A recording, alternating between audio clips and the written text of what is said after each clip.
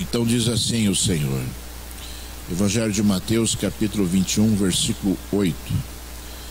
E a maior parte da multidão estendeu as suas capas no caminho, e outros cortavam ramos de árvores, espalhando-os pelo caminho.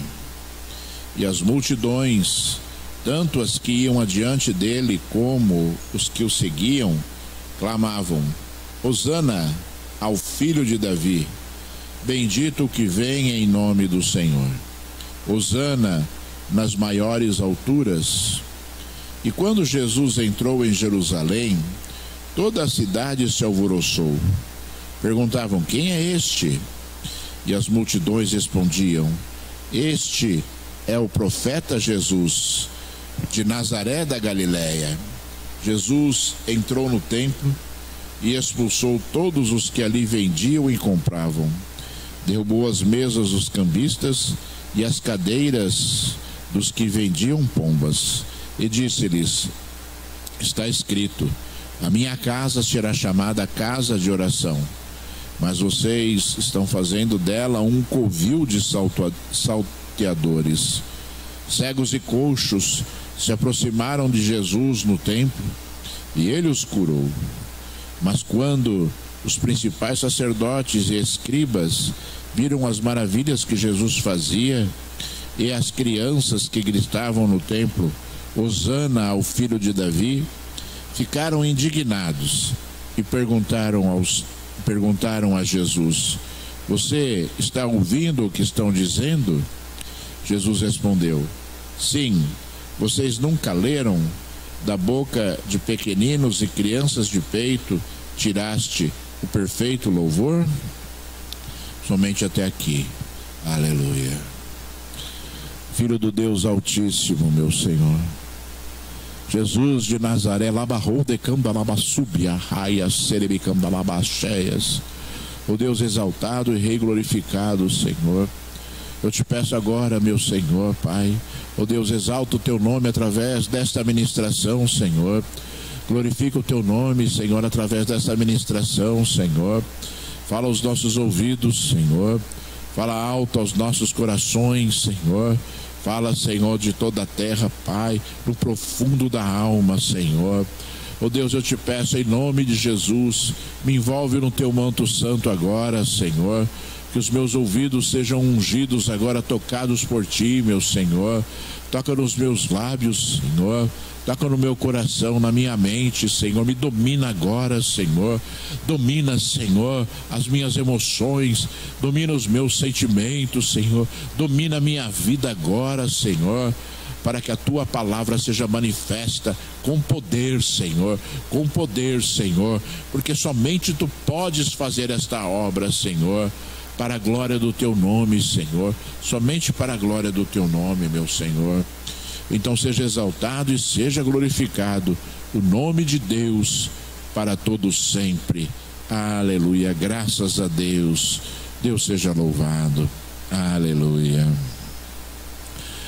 Amados irmãos, vemos aqui, a Bíblia relatando o domingo, o domingo anterior ali ao domingo de Páscoa, justamente o dia de hoje, E Jesus estava entrando em Jerusalém, ele estava vindo ali de cidades próximas, passando por cidades próximas a Jerusalém, e ele estava entrando em Jerusalém, e eu penso que algo assim, extremamente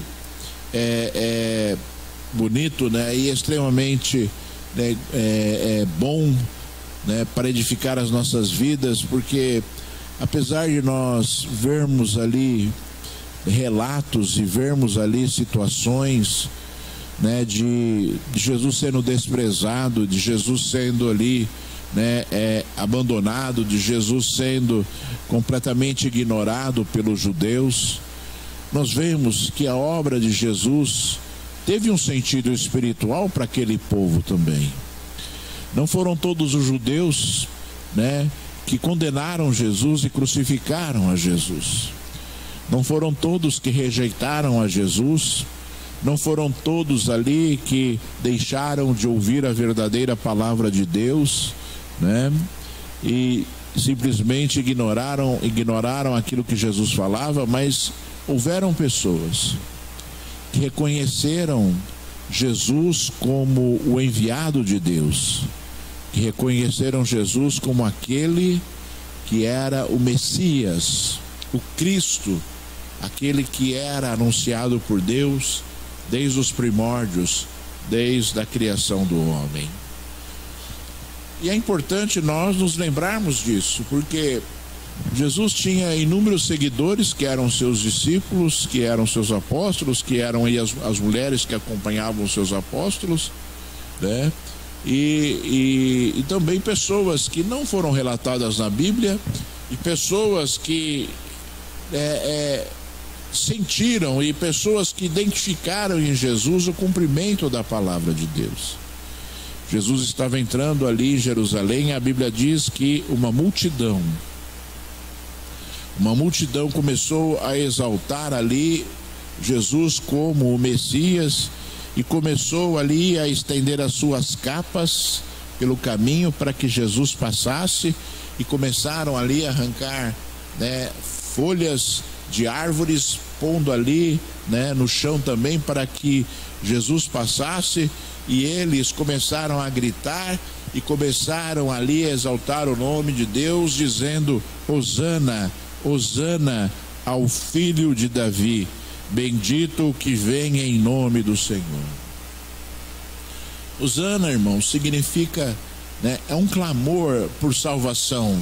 Hosana significa: salva-nos, Senhor, salva-nos, salva-nos. É um clamor buscando a salvação. É um grito, né? É um grito, né, que exala, né, assim, um desejo profundo da alma, né, declarado ali para Jesus naquele momento em que ele, né, estava adentrando em Jerusalém. E é importante nós identificarmos esses detalhes, porque somente quem pode salvar, né, somente quem poderia salvar era Deus. Isso foi anunciado ao povo de Israel durante todo o tempo por todos os profetas, né? E eles identificaram ali que esta era uma obra que Jesus poderia fazer, que essa era uma obra, né, que Jesus, né, poderia executar na vida daquelas pessoas que clamavam e recebiam o Senhor como um rei.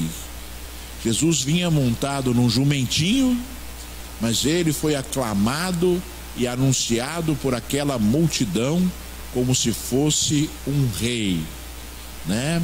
E foi ali, né, e ouviu ali um clamor que somente Deus poderia ouvir, e foi imputado ali a Jesus, né, como sendo o responsável por cumprir aquele clamor. Nós, sabe, irmãos, nós devemos, sabe, atentar, né, conforme eu já falei aqui, para os detalhes daquilo que Jesus fez aqui, e também, né, que isso sirva de exemplo para as nossas vidas, para que nós estejamos buscando do profundo da nossa alma aquilo que aquele povo naquele momento estava buscando. Jesus curou, libertou, ressuscitou pessoas, mas aquele povo naquele momento, quando Jesus estava entrando em Jerusalém, clamava por salvação. Aquelas pessoas clamavam por salvação, entendendo que Jesus poderia executar aquela obra. A salvação é algo, né, que, né, deve ser um grande motivo nas nossas vidas para que nós estejamos buscando a Deus, né? Quantas vezes talvez seja necessário nós clamarmos ao Senhor para que nós estejamos sendo aperfeiçoados por Ele, para que nós possamos alcançar a salvação. Quantas vezes nós temos que clamar ao Senhor e pedir perdão pelos nossos pecados, pelas nossas atitudes, porque nós desejamos ser salvos pelo Senhor. Quantas vezes nós devemos clamar, né, pela frieza, pela falta, né, pela frieza espiritual existente, né, nas vidas, né, para que Deus possa nos salvar. E isso faz parte da nossa, deve fazer parte da nossa história, irmãos, porque o objetivo de nós nos aperfeiçoarmos em relação a Deus é nós sermos salvos, né? Nós buscamos ser melhores para Deus, buscamos mudar atitudes, buscamos mudar pensamentos, buscamos mudar entendimento para que nós sejamos salvos. Ou seja, a nossa vida nesse mundo deveria ter um alvo, que é a salvação. Por isso nós buscamos, né, nos aperfeiçoarmos. Por isso nós buscamos, né, estarmos cada vez mais agradando o coração de Deus. E é lógico, irmãos, que por trás de todas essas coisas, né, Jesus ali estava entrando, né, em Jerusalém, sendo aclamado, mas por trás das nossas vidas, dos nossos sentimentos e do nosso clamor a Deus por salvação, né, existe algo muito maior, que é a presença de Deus. Existe algo muito maior que traz alegria, que traz refrigério, que é ouvir a voz de Deus. Existe um contexto espiritual tremendo nas nossas vidas neste mundo, mas nós não podemos esquecer de que tudo que Deus fez e tudo que Deus faz nas nossas vidas é para possibilitar que nós sejamos salvos. Então Deus trabalha em favor disso, mas Deus não vai realizar esta obra se o homem não desejar. Assim como o Espírito Santo, a manifestação, melhor dizendo, a manifestação do Espírito Santo nas vidas não irá acontecer se o homem não desejar.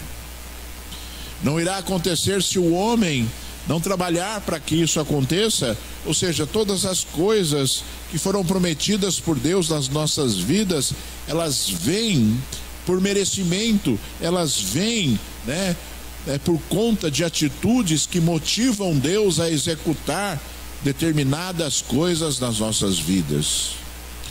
Deus, ele é motivado, né, a executar coisas nas nossas vidas baseado em diversas situações e baseado, né, num critério estabelecido por ele mesmo, descrito na Bíblia.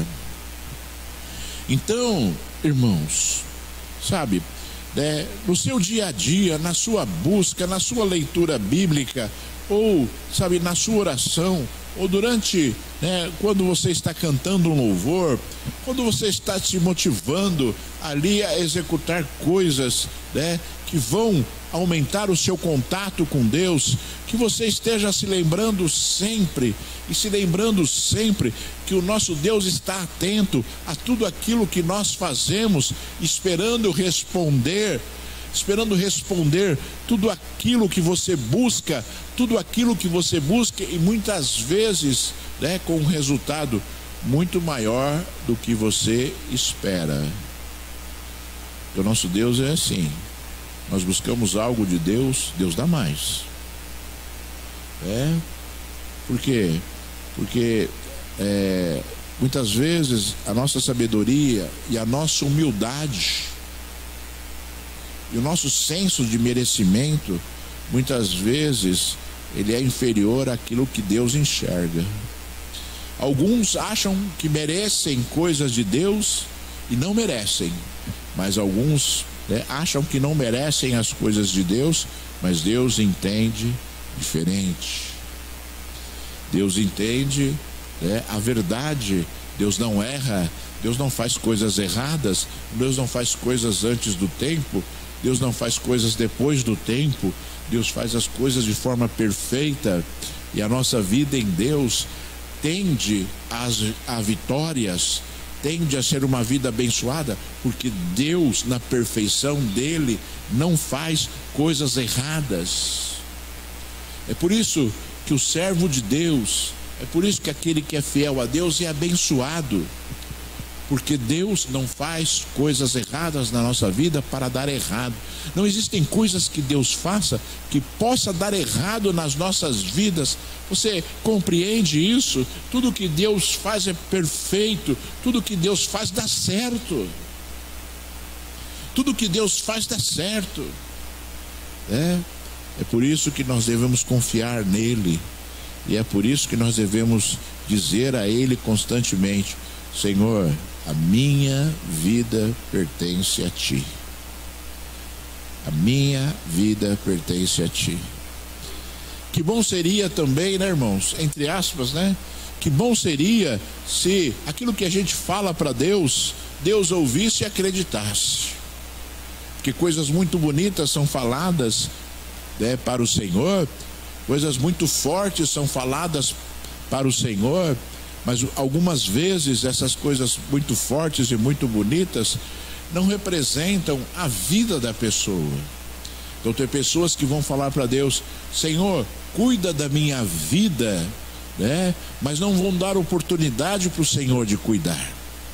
Tem pessoas que vão dizer: Senhor, a minha vida é tua, mas, né, estão ignorando com as suas atitudes, né, aquilo que Deus deseja para que essa palavra que supostamente a pessoa estaria dizendo estivesse ali se cumprindo no coração de Deus. Nós devemos ter convicções daquilo que nós falamos para Deus. E convicções para o homem. Por que eu falo de convicções, né? O homem deve ter convicções, porque quando o homem tem convicções, ele defende aquilo que ele é convicto, né? E se você tiver convicções daquilo que você fala para Deus, você não terá dúvidas. E você, né, falará, né, com aquilo que você acredita, e acredita de forma muito forte e de forma muito verdadeira, para falar com Deus, e Deus entende e conhece a verdade daquilo que você fala.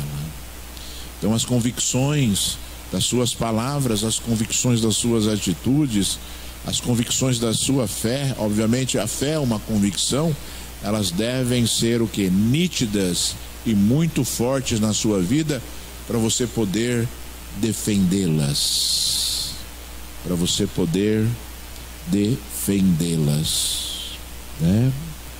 Para que você seja uma pessoa que acredita naquilo que você defende, portanto, você pratica, porque você acredita.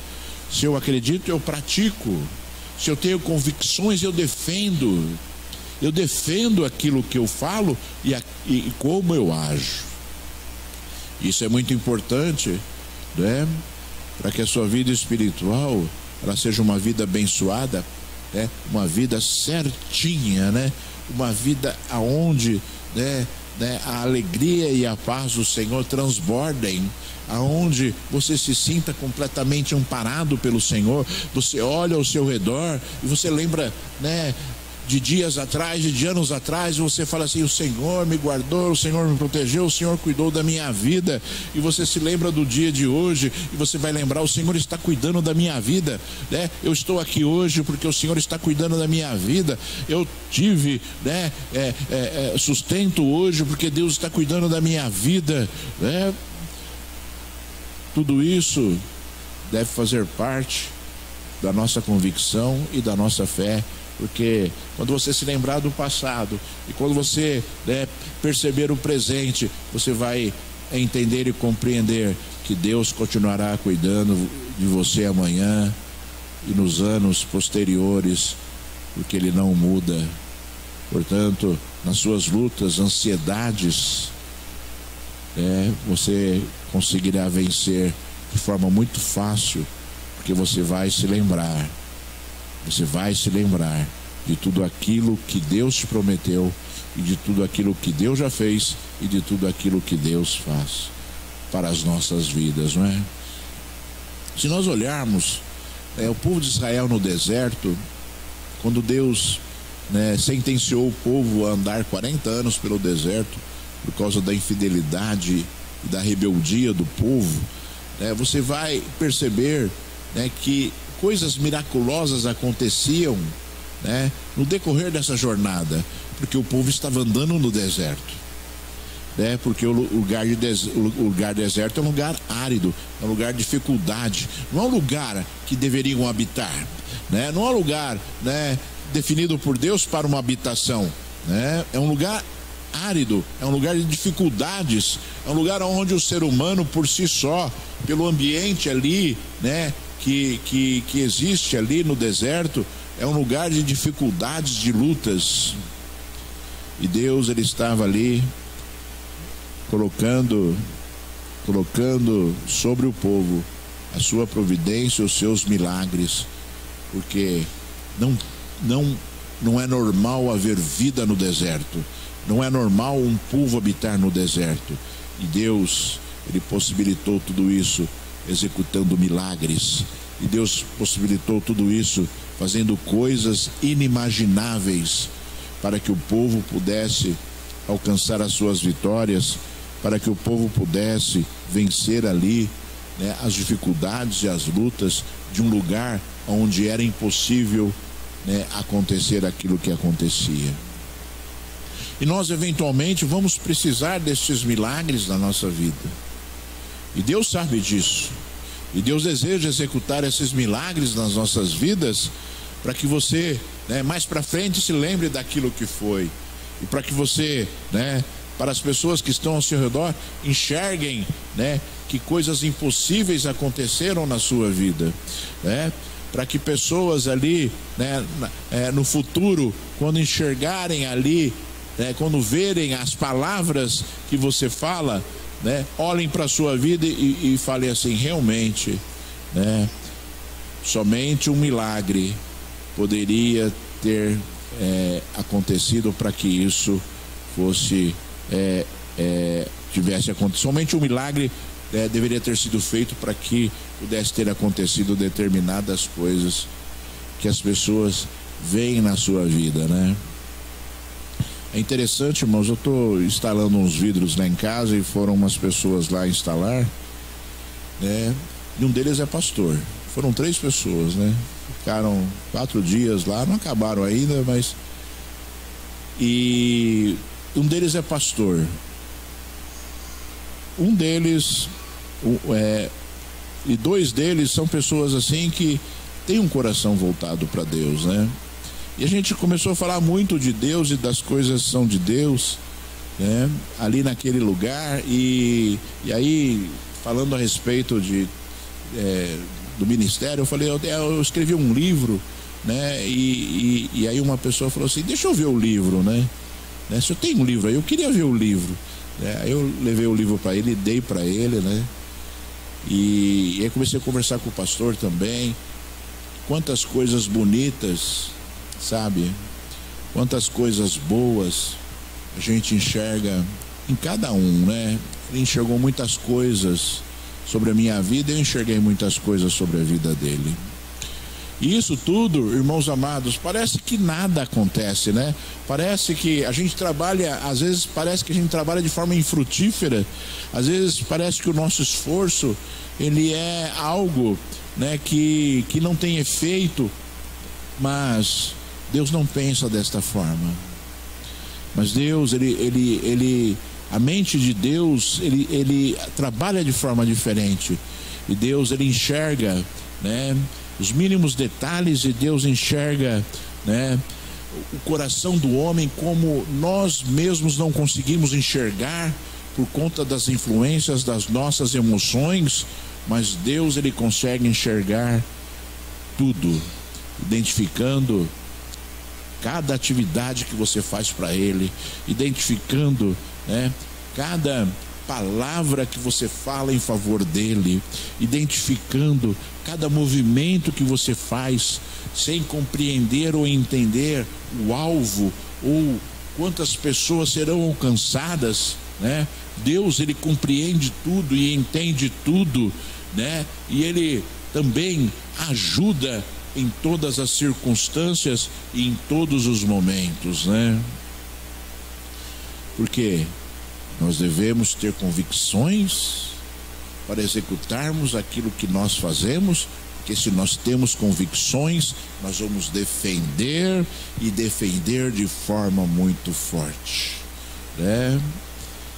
Você vai defender Deus, e você vai defender a causa de Deus, e você vai defender o sacrifício de Jesus, e você vai defender a salvação, e você vai defender ali uma mudança de vida, e você vai defender a obediência e a fidelidade, e você vai defender a necessidade de ouvir a voz do Espírito Santo, e você vai defender, né, a necessidade das pessoas se converterem, e você vai defender a necessidade das pessoas terem um coração voltado para Deus, e você vai defender, né, naquele que está frio, distante de Deus, que ele se volte para os caminhos do Senhor, para que possa encontrar algo de Deus na sua jornada e vencer, conforme é aquele que é fiel ao Senhor, conforme é aquele que se porta segundo as suas convicções.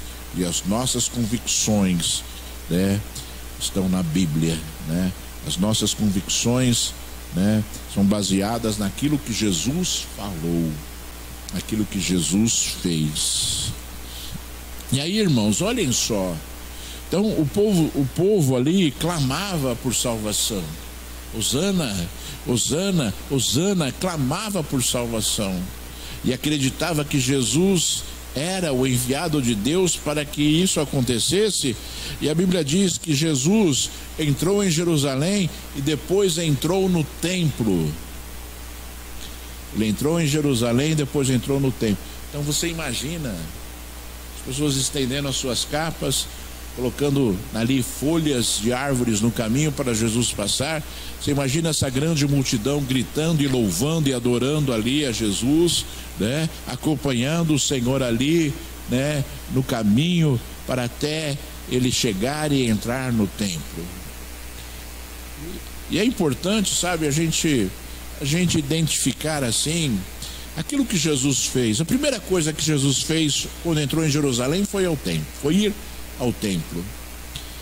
E a Bíblia diz que quando Jesus entrou no templo, não era na porta do templo.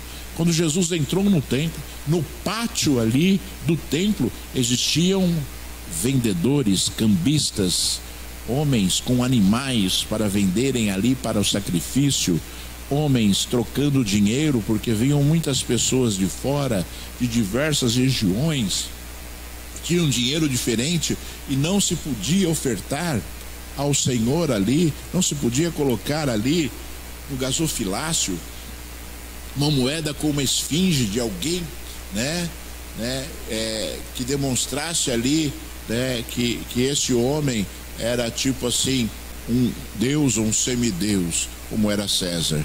Não era permitido. Então os cambistas trocavam ali as moedas, e os cambistas ali, né, obviamente eles roubavam em relação a isso.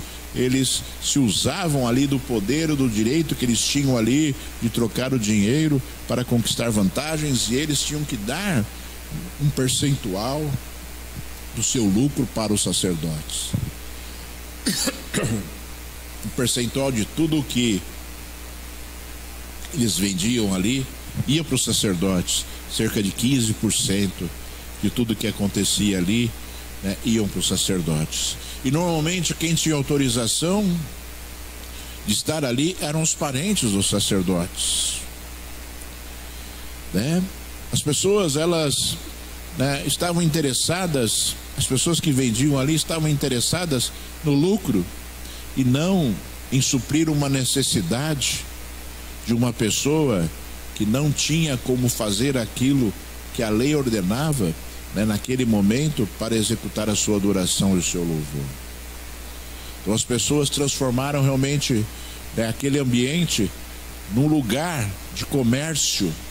As pessoas transformaram o templo de Deus ali num lugar onde o lucro era aquilo que era mais importante do que aquilo que eles poderiam oferecer a um visitante, né, para que ele pudesse oferecer o seu perfeito louvor.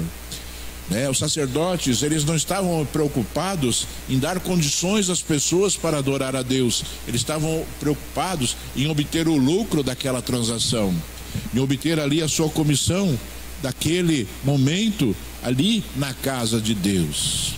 E isso é terrível, irmãos.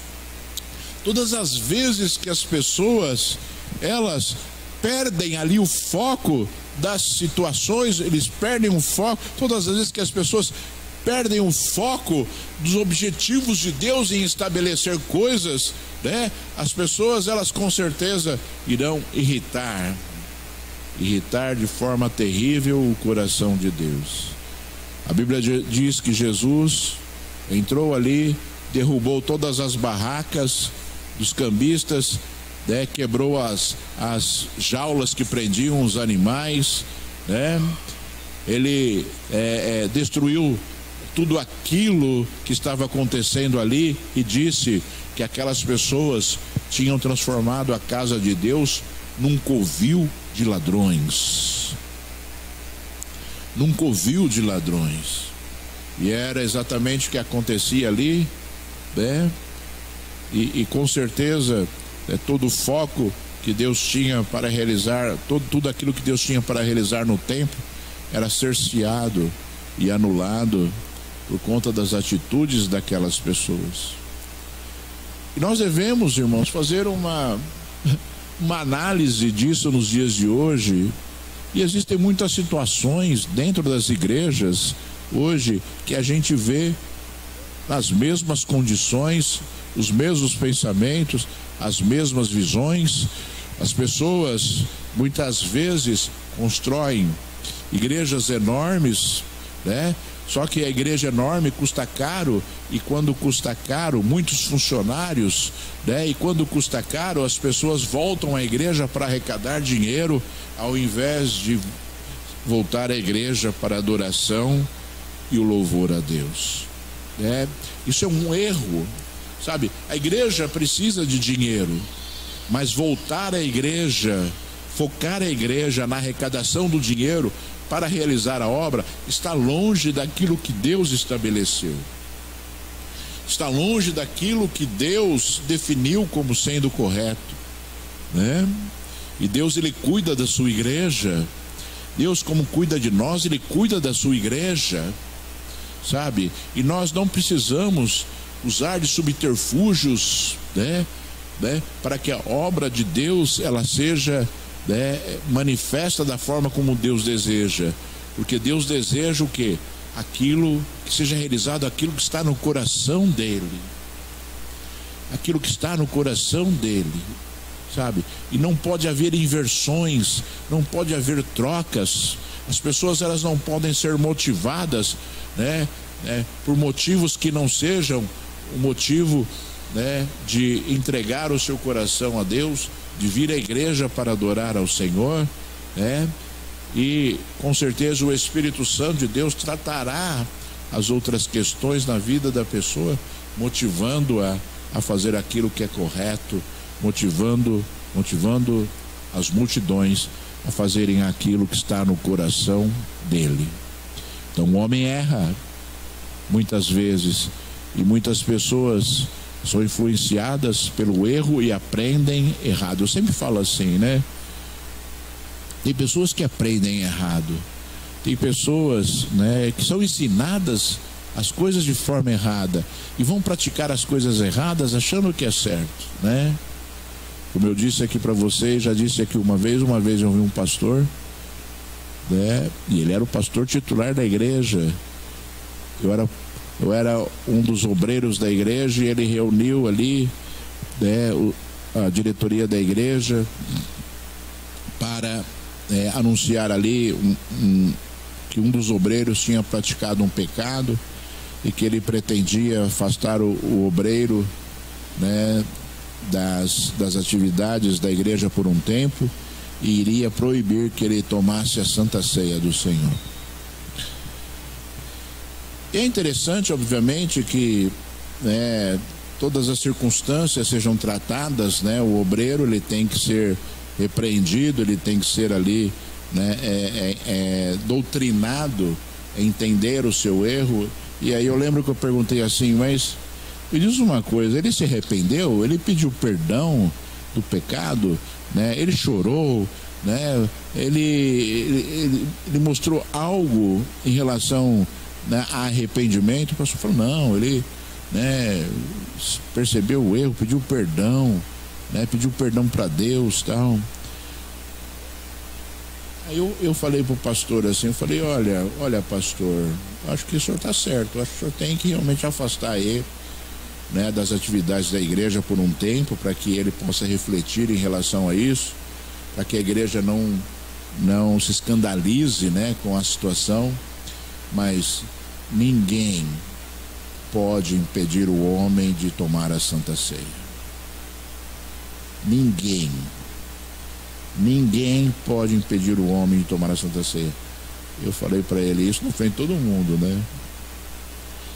E é um entendimento, e eu já vi, sabe, em outras igrejas, pastores fazendo isso, né? A Bíblia diz que o homem deve se examinar a si mesmo e depois comer do pão, né? Ninguém sabe aquilo que o homem apresentou diante de Deus no arrependimento, e Deus anulou ali o pecado e permitiu que a comunhão houvesse com ele, sabe? O homem, ele é cheio, né, de tendência a executar ali a sua autoridade de forma indevida em relação a determinadas coisas, quando Deus não permite isso. E a minha voz não foi suficiente para que ele fizesse isso, né? E um dia esse obreiro, ele veio falar comigo no meio da sua punição, num dia de Santa Ceia. Ele veio falar comigo e ele falou assim, eu era presbítero, né? Ele falou assim, presbítero, eu me sinto perdoado, por que eu não posso tomar Santa Ceia? Eu me sinto perdoado por Deus, eu me arrependi do que eu fiz e eu me sinto perdoado. Quase que chorando, ele veio falar isso para mim. E eu não pude falar muitas coisas a ele, mas eu pude dizer a ele assim, olha, o que eu posso dizer é que você, no momento da Santa Ceia, né, você imagine-se comendo o pão, e você imagine-se tomando o cálice, né, porque se o homem na sua autoridade não permitiu, Deus olhará para você e receberá ali, né, a comunhão, receberá o seu desejo de comunhão com Ele, e receberá e te entregará ali o seu corpo e o seu sangue. Então, irmãos, sabe, por que eu estou falando tudo isso? Sabe, porque o homem, ele precisa entender os contextos espirituais, né? Para aqueles sacerdotes, aquela situação no templo era normal.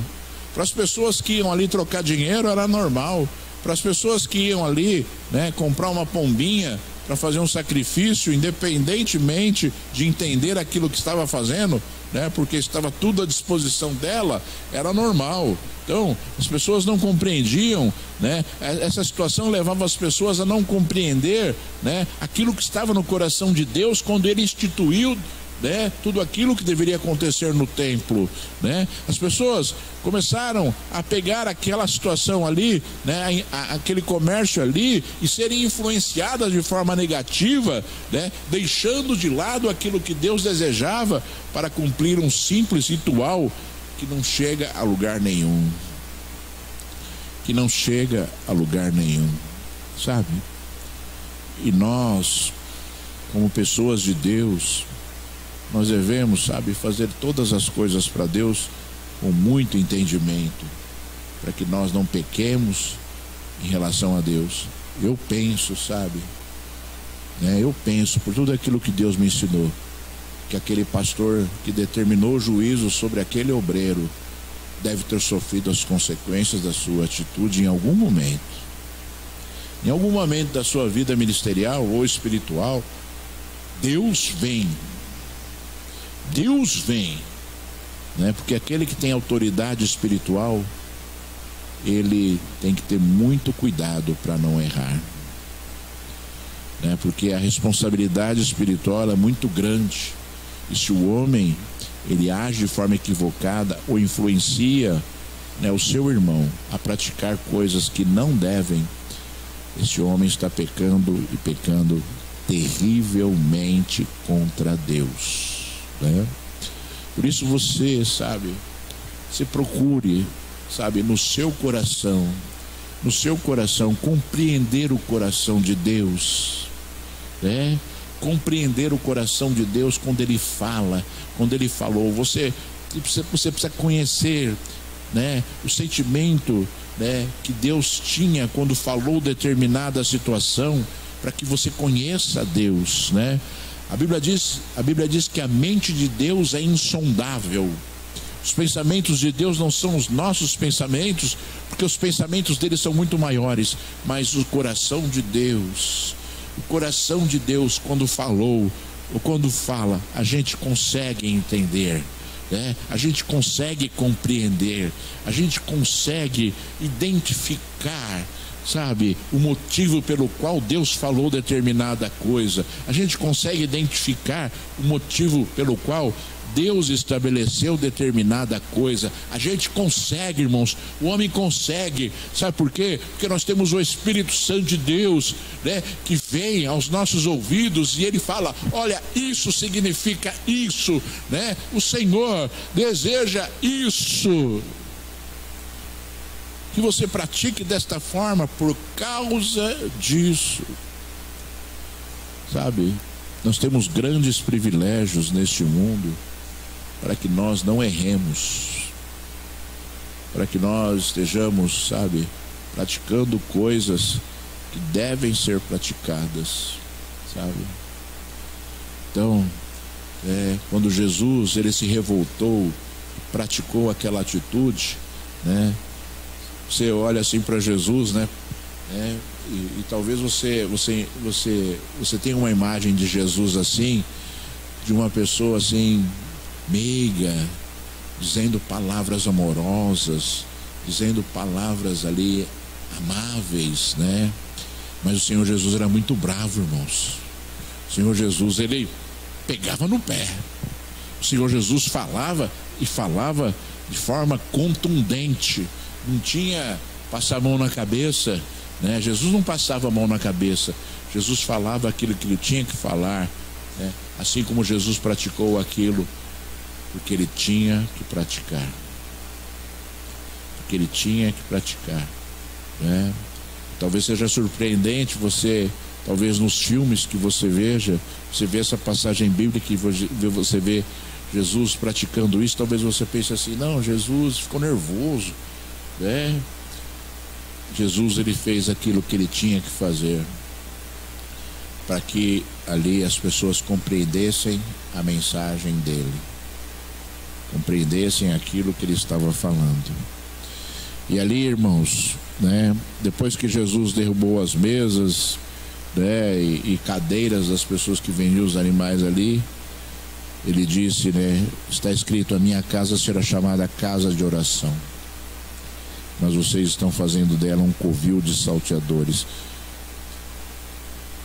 Ou seja, Jesus, ele estava ali, ele estava simplesmente invocando a palavra de Deus. Falou assim: olha, a casa de Deus deve ser uma casa de oração e não uma casa de comércio. Então, Jesus justificou as suas atitudes. Jesus explicou ali, né, por que ele estava fazendo aquilo. Porque aquele lugar era um lugar santo.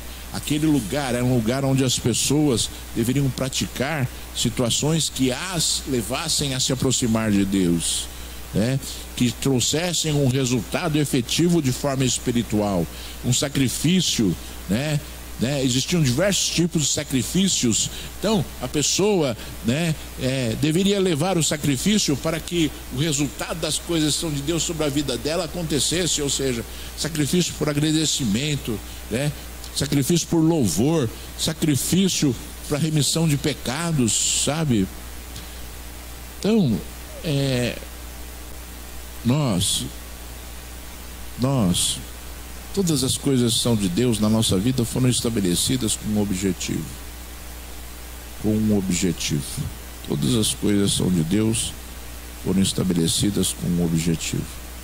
E eu vou dizer para você: o objetivo principal de Deus é te salvar, conforme nós dissemos aqui já. E nós vemos, irmãos, depois, para você ver como Jesus, ele não estava pecando contra Deus quando ele fez aquilo. A Bíblia diz que depois que ele falou que a casa dele deveria ser chamada a casa de oração, a Bíblia diz que cegos e coxos se aproximaram de Jesus no templo e ele os curou. Para você ver, irmãos, que são coisas assim muito instantâneas. Aconteceram, Jesus falou, e Jesus continuou ali, e as pessoas vinham ao encontro dele, e ele curou diversas pessoas. Mas mesmo assim não foi suficiente para que os sacerdotes ali também se prostrassem diante de Jesus e declarassem: Hosana, salva-nos, Senhor. E declarassem ali com seu coração: Hosana, salva-nos, Senhor. Jesus foi claro e nítido quando ele derrubou aquelas barracas, né? Jesus foi claro e nítido no seu poder quando ele curou enfermos ali, quando ele curou cegos e coxos que vinham ao encontro dele dentro do templo. Dentro do templo. Mas não foi suficiente, né, para convencer os sacerdotes de que ele era o Salvador, né? Por quê?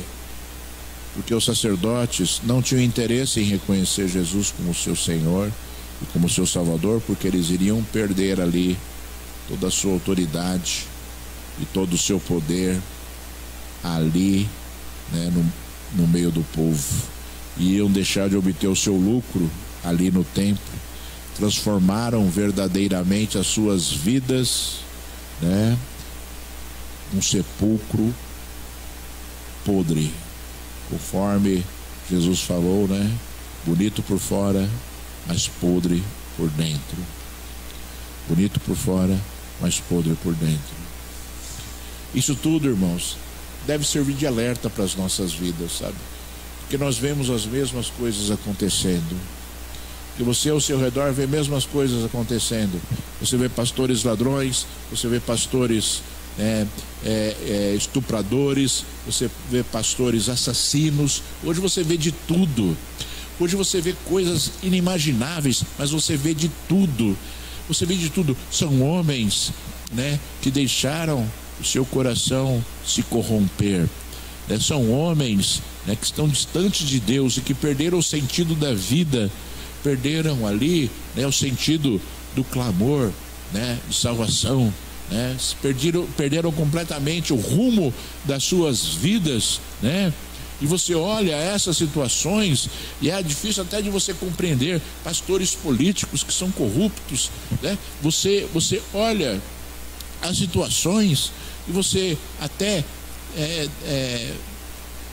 eu pelo menos, né, eu vou falar de mim, vai melhor, né? Eu pelo menos olho essas vidas assim, como uma pessoa que conhece a palavra de Deus pode se deixar envolver por estas circunstâncias, né? Porque deixaram os desejos do seu coração falarem mais alto do que o desejo de fazerem a vontade de Deus. Essa é a verdade, irmãos. Quando o homem ele abandona os princípios de Deus, os valores de Deus, ele se perde completamente. E tudo pode acontecer na sua vida, porque os valores serão outros. Os valores serão outros na sua vida, né? E ali, né, olha só, né, olha só a postura dos sacerdotes, né, porque quando viram ali Jesus fazendo as maravilhas, até as crianças gritavam no templo: Hosana ao filho de Davi, salva-nos, salva-nos, filho de Davi. E os sacerdotes ficaram indignados, porque até as crianças clamavam por salvação a Jesus, né? E aí repreenderam Jesus, e Jesus disse: vocês não sabem, não ouviram falar e não leram que da boca dos pequeninos e crianças de peito sai o perfeito louvor, né? E por quê, irmãos? Porque uma criança é inocente, né? E uma criança se volta para Deus ela não tem malícia e ela consegue apresentar algo, né, que não é interesseiro, né, que não tem interesse. Então nós devemos nos tornar como crianças quando estamos na presença de Deus. Eu sempre falo assim, que eventualmente eu não me conheço quando eu começo a me alegrar e começo a sentir assim coisas muito profundas, por coisas supostamente muito pequenas de Deus, e eu me sinto assim fora de mim. Nós devemos ser pessoas assim que ficam extasiadas pelas coisas que são de Deus, como se nós fôssemos crianças inocentes, crianças que não têm, né, sujeira no seu coração. Nós somos pecadores, Jesus falou isso, mas o nosso coração ele tem que ser limpo. Nós não podemos desejar o mal para ninguém, nós não podemos ser pessoas, sabe, que amaldiçoam as outras. Não podemos ser pessoas assim. Nosso coração tem que ser limpo. Nós temos que ter um coração limpo, porque aquele que é transformado pelo Senhor tem um coração limpo. Embora nós sejamos pecadores, nós não queremos pecar. Embora nós somos pessoas que erramos, nós não queremos errar, porque o nosso coração é limpo. Nós queremos ardentemente, né, a bênção do nosso irmão, das pessoas que estão ao nosso redor. Nós queremos ardentemente que as pessoas que estão errando, elas se convertam ao Senhor, parem de errar, conheçam ao Senhor, porque o nosso coração é limpo, porque o nosso coração, né, foi tratado pelo Senhor, né? Por isso nós podemos ter sentimentos puros em relação ao nosso irmão, em relação ao nosso próximo, em relação às pessoas que às vezes, né, nos prejudicam, falam mal da gente, né? A gente consegue não sentir raiva, porque o nosso coração é limpo, porque o nosso coração foi tratado pelo Senhor. Jesus, depois de uma semana, pouco menos de uma semana, seria crucificado. Depois de uma semana, depois que Jesus fez aquela entrada triunfal em Jerusalém, Jesus seria rejeitado por aqueles que tinham autoridade. Jesus seria morto, crucificado por aqueles que tinham autoridade, né, para clamar Hosana e para levar as multidões a clamarem por Hosana, sabe? E essa obra, né, de acusação e de assassinato, sabe, foi um grande reflexo de que, sabe, aqueles homens não estavam interessados nas coisas que são de Deus. Quando eles decidiram matar Jesus, eles disseram assim, está escrito na Bíblia, os sacerdotes disseram assim: melhor que este homem morra, senão os romanos virão e nos tirarão dos nossos postos. Então eles não estavam interessados naquilo que Deus estava fazendo. Eles estavam interessados, né, em manter ali as suas posições e a sua autoridade sobre aquela nação, sobre aquele povo. Para você ver o declínio, a podridão do coração do homem, para você ver aquilo que, né, um ser humano se transforma, se afastando de Deus, embora estando no templo, embora tendo autoridade sobre as multidões, né? Nada disso, nada do que Jesus falou ou que Jesus fez foi suficiente para que eles mudassem as suas atitudes. E eu vou dizer de novo, isso acontece nos dias de hoje. Trocam Deus por qualquer banalidade. Vamos orar, irmãos.